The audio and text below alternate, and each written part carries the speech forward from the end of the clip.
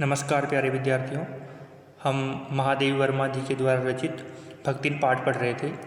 इससे पहले हम इस पाठ के 2 भाग पढ़ चुके हैं। तो आज तीसरा भाग प्रारंभ करने जा रहे हैं। तो ध्यान दीजिए। जीवन के दूसरे परिच्छेद में भी सुख की अपेक्षा दुख ही अधिक है।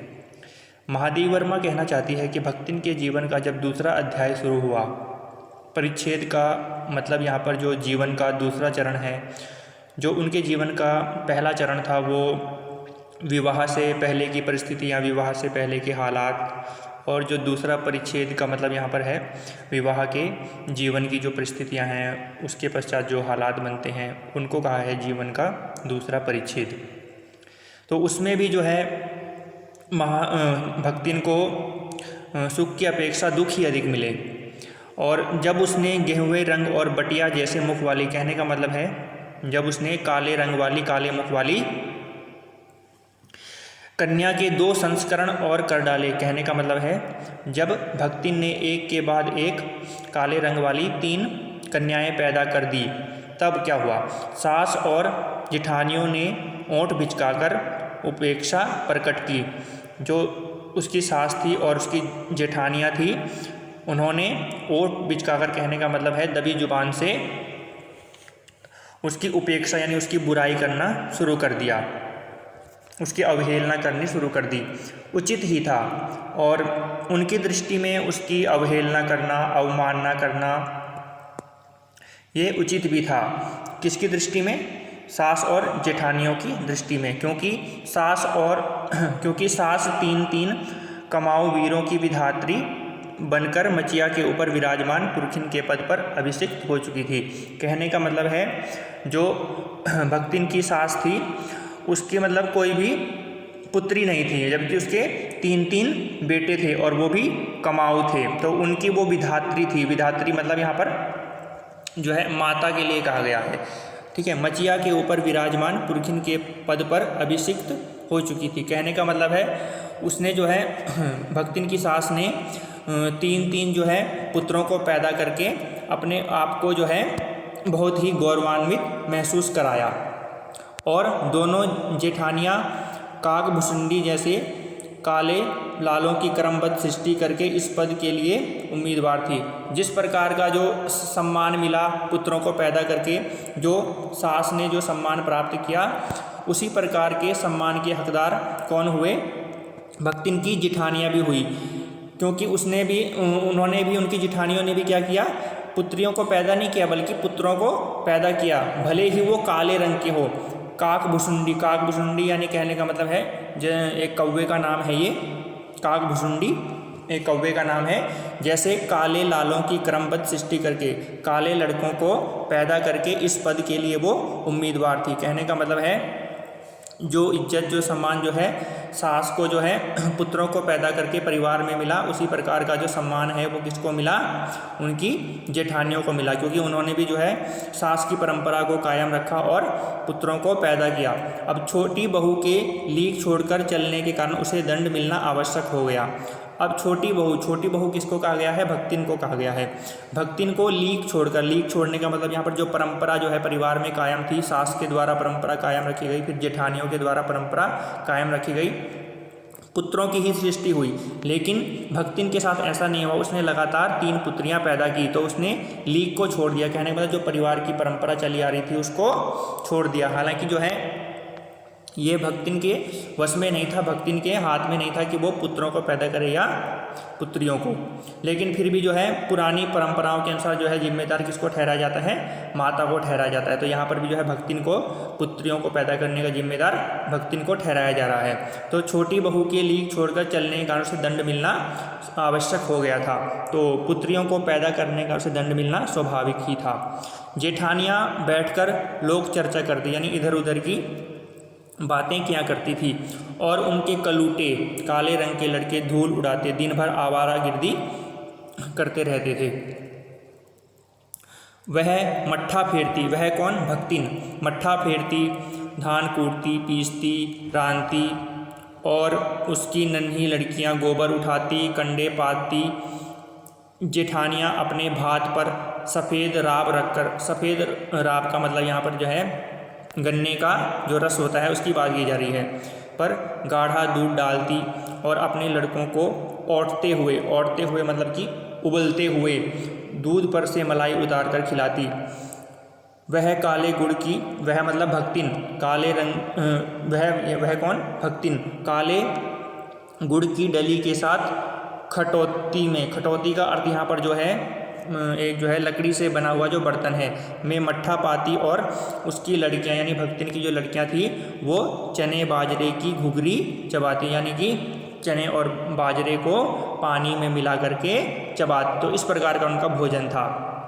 इस दंड विधान के भीतर कोई ऐसी धारा नहीं थी जिसके अनुसार खोटे सिक्कों की टकसाल जैसी पत्नी से पति को विरक्त किया जा सकता।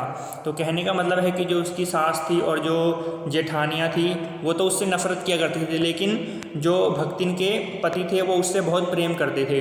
तो कह रहे कि जो ये दंड जो है भक्तिन को दिया जा रहा था, इसमें कोई ऐसी धारा नहीं थी जिसके अनुसार खोटे सिक्कों की टकसाल, यहाँ पर जो है टकसाल शब्द का अर्थ हो गया मशीन, और खोटे सिक्के किसको कहा गया है, जो भक्तिन की जो पुत्रियाँ पैदा हुई है, तो उन पुत्रियों को पैदा करने की टकसाल यानी मशीन कौन है, भक्तिन। तो यहाँ पर भक्तिन को क्या कहा गया है, टकसाल कहा गया है यानी मशीन कहा गया, और खोटे सिक्के कौन हैं, जो भक्तिन की पुत्रियाँ हैं।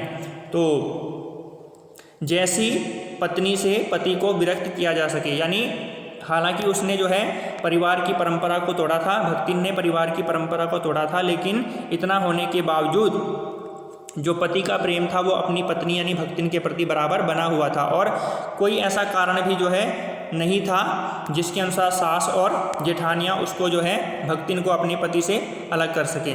सारी चुगली चबाई की परिणति उसके पत्नी प्रेम को बढ़ाकर ही होती थी, यानी वो चाहे सास हो चाहे उनके जेठ हो जेठानियाँ हो, वो कितनी भी भक्तिन की बुराई कर ले, लेकिन उसका परिणाम हमेशा क्या होता था कि जो भक्तिन का पति था वो उससे बढ़ चढ़कर ही प्रेम करता था। जेठानियाँ बात बात पर धमाधम पीटी कूटी जाती, कहने का मतलब है जो जेठानियाँ थी वो उनके पतियों के द्वारा जो है अक्सर जो है पीटी कूटी जाती, मतलब उनके साथ मारपीट की जाती थी, पर उसके पति ने कभी उंगली भी नहीं छुआ, यानी जो भक्तिन का पति था वो उससे बहुत प्यार करता था, मारना तो दूर कभी उसके ऊपर जो है वो उंगली दिखाने का प्रयास भी नहीं करता था।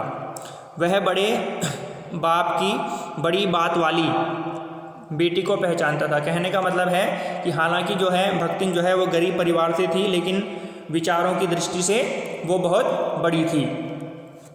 इसके अतिरिक्त परिश्रमी, तेजस्विनी और पति के प्रति रोम रोम से सच्ची पत्नी को वह चाहता भी बहुत रहा होगा। और भक्तिन में इसके अलावा भी बहुत सारे गुण थे कि वो बहुत परिश्रमी थी, तेजस्विनी थी और जो है पति के प्रति बहुत ही सच्ची और ईमानदार थी। इसलिए जो है भक्तिन का पति भी अपनी पत्नी को बहुत चाहता था, क्योंकि उसके प्रेम के बल पर ही पत्नी ने अलगोछा करके, और क्योंकि जो है भक्तिन का पति उससे बहुत प्यार करता था, प्रेम करता था, इसलिए उसने क्या किया, अलगोछा कर लिया। अलगोछा का मतलब अलग हो जाना, परिवार से अलग हो जाना, और इस प्रकार से परिवार से अलग होकर के उसने सबको अंगूठा दिखा दिया, यानी अपने प्रेम के बल पर जो है उसने अपने पति को समझाया, और फिर जो है क्या किया, पति ने जो है अलग होने का फैसला कर लिया। काम वही करती थी, इसलिए क्या हुआ, गाय भैंस, खेत खलिहान, अमराई के पेड़ आदि के संबंध में उसी का ज्ञान बहुत बड़ा चढ़ा था। तो क्योंकि घर का इससे पहले जो है जब बंटवारा नहीं हुआ था, घर का सारा काम जो है वो भक्ति नहीं किया करती थी, तो गाय भैंस, खेत खलिहान, अमराई यानी आम के पेड़ के संबंध में उसी की जानकारी ज़्यादा थी। उसने छांट छांट कर ऊपर से असंतोष की मुद्रा के साथ और भीतर से पुलकित होते हुए जो कुछ लिया वह सबसे अच्छा भी रहा। साथ ही परिश्रमी दंपत्ति के निरंतर प्रयास से उसका सोना बन जाना भी स्वाभाविक ही था। तो इस प्रकार से जो गाय भैंस थे, खेत खलिहान थे, जब बंटवारा हुआ, अमराई के पेड़, ये सब जो है किसको मिला, भक्तिन को मिला। हालांकि ऊपर से तो उसने असंतोष की मुद्रा प्रकट की कि जो है मुझे अब भी जो है अलग होकर भी यही काम करना पड़ेगा, लेकिन भीतर से वो बहुत खुश थी और वो उसके लिए अच्छा भी था, क्योंकि जो है इस काम में मनुष्य जितना जो है परिश्रम करेगा उसको जो है मेहनत का फल उतना ही मिलेगा, परिश्रम का फल उतना ही मिलेगा। तो परिश्रमी दंपत्ति के निरंतर प्रयास से, और जो दोनों पति और पत्नी थे वो परिश्रमी थे, मेहनती थे, ईमानदार थे।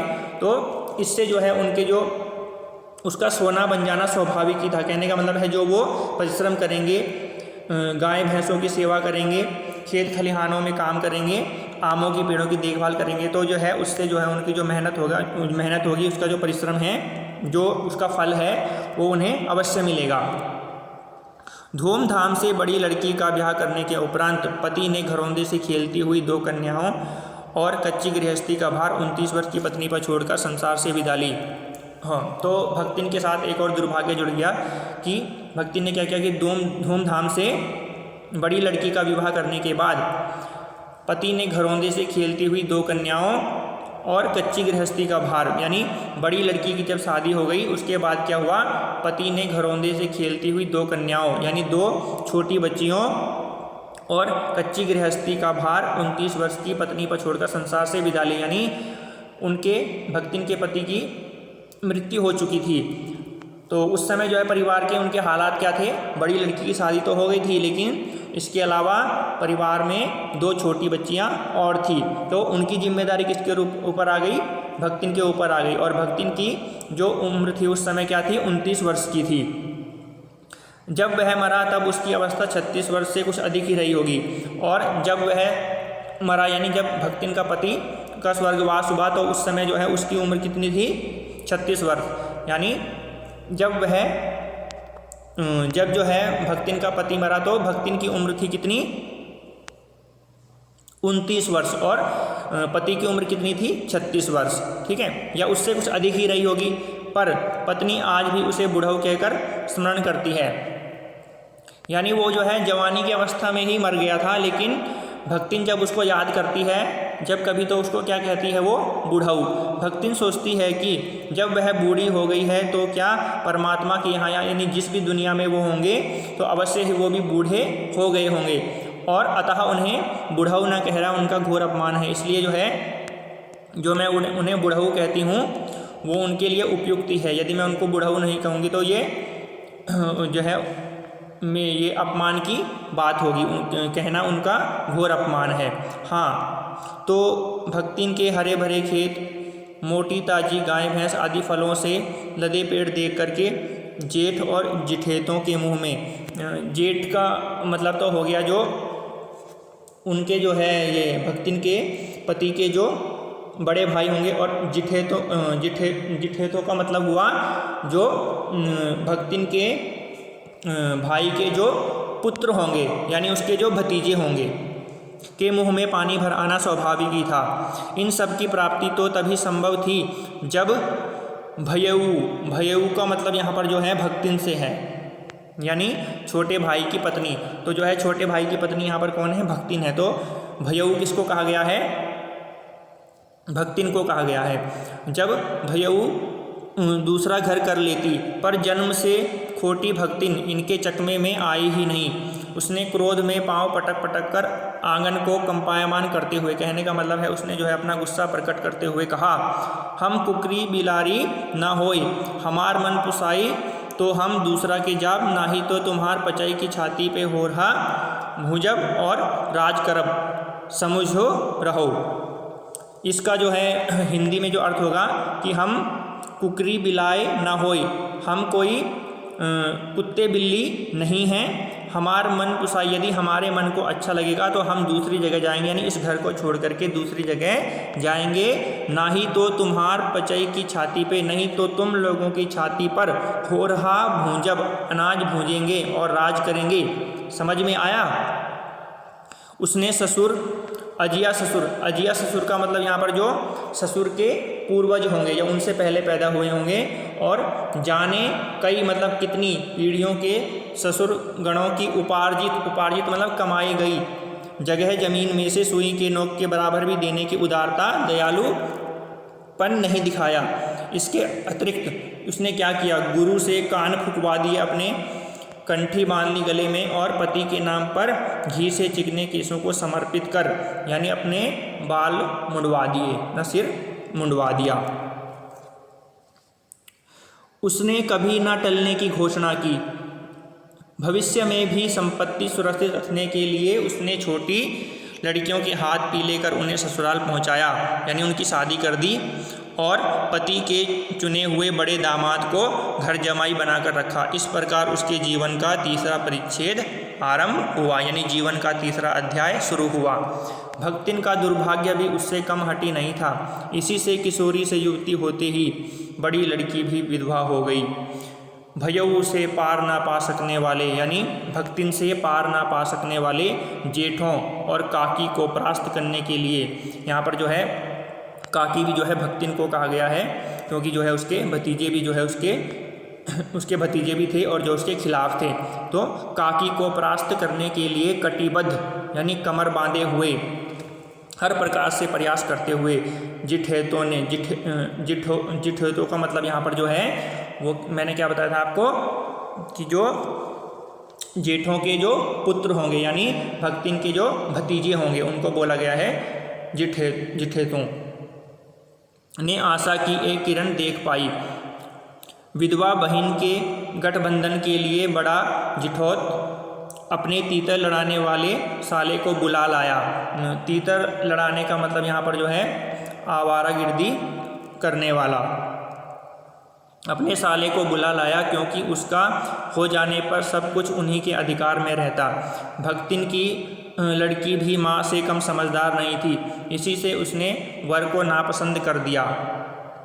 यानी कहने का मतलब है जो जिठौत थे, जो है भक्तिन के जो भतीजे थे, उसने क्या किया, जो उनके साले थे, यानी जिठौतों के जो साले थे, उसका जो विवाह है वो भक्तिन की बड़ी लड़की के साथ करना चाहा, क्योंकि वो जो है छोटी उम्र में ही विधवा हो गई थी।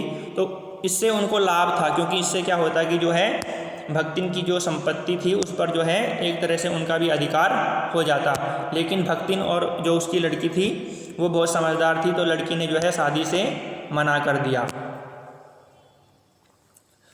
हाँ, क्योंकि उसका हो जाने पर सब कुछ उन्हीं के अधिकार में रहता। तो भक्तिन की लड़की भी माँ से कम समझदार नहीं थी, इसी से उसने वर को नापसंद कर दिया। बाहर के बहनोई का आना चचेरे भाइयों के लिए सुविधाजनक नहीं था, अतः यह प्रस्ताव जहाँ का तहाँ रह गया। कहने का मतलब है भक्तिन की लड़की ने शादी करने से मना कर दिया, तो जो शादी का जो प्रस्ताव था वो जहाँ का तहाँ रह गया। अब वे दोनों माँ बेटी खूब मन लगाकर अपनी संपत्ति की देखभाल करने लगी, और मान ना मान मैं तेरा मेहमान, यानी ज़बरदस्ती करना, जानबूझकर गले पड़ना की कहावत चरितार्थ करने वाले वर्ग के समर्थक, यानी जो उसके भक्तिन के भतीजे थे, वो जो है लगातार इस कोशिश में लगे हुए थे कि किसी न किसी प्रकार से जो है क्या किया जाए, भक्तिन की बेटी की शादी जो है उनके साले से कर दी जाए। तो इस कहावत को चरितार्थ करने वाले वर्ग के समर्थक उसे किसी न किसी प्रकार पति की पदवी पर अभिषिक्त, यानी बिठाने का उपाय सोचने लगे। तो आज जो है यहीं तक पढ़ते हैं, इसके जो है आगे के प्रकरण में कल बात करेंगे। तब तक के लिए धन्यवाद।